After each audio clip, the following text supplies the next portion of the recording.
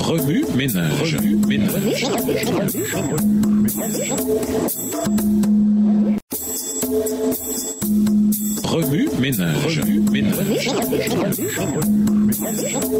Bienvenue dans votre émission Remue ménage. Nous voilà à la leçon de jeudi, s'impliquer, des questions de cœur. Avant la Pâque, Judas avait rencontré pour la seconde fois les prêtres et les scribes. Cela n'empêcha pas Judas de rejoindre ensuite les disciples, comme si de rien n'était. Les disciples ignoraient totalement le dessein de Judas. Jésus seul devinait son secret, mais il ne le dévoila pas. Jésus désirait ardemment sauver son âme. Il éprouvait à son égard les mêmes sentiments qu'il avait fait verser des larmes sur la ville condamnée. Comment puis-je t'abandonner à ton sort, disait-il en son cœur. Judas ressentait la puissance contraignante de cet amour. Au moment où les mains du Sauveur lavaient ses pieds souillés et les essuyaient avec le linge, un frémissement parcourut le cœur de Judas, qui éprouva le besoin de confesser sa faute. Mais il ne voulut pas s'humilier. Extrait du livre Jésus-Christ, chapitre 71, page 590, écrit par Ellen G. White. Par sa vie et ses enseignements, le Christ a donné un exemple parfait du ministère désintéressé qui a sa source en Dieu. Le Seigneur ne vit pas pour lui-même. En créant le monde,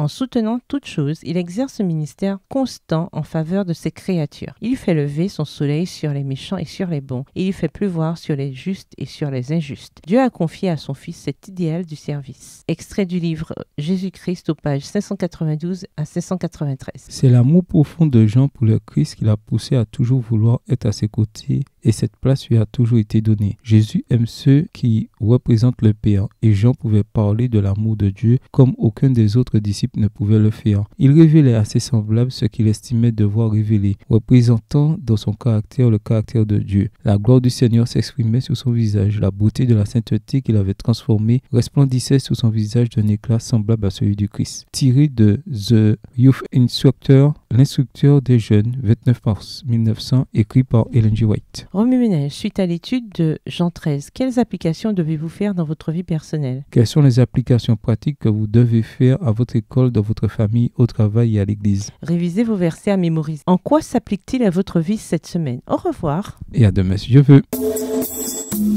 Remue ménage.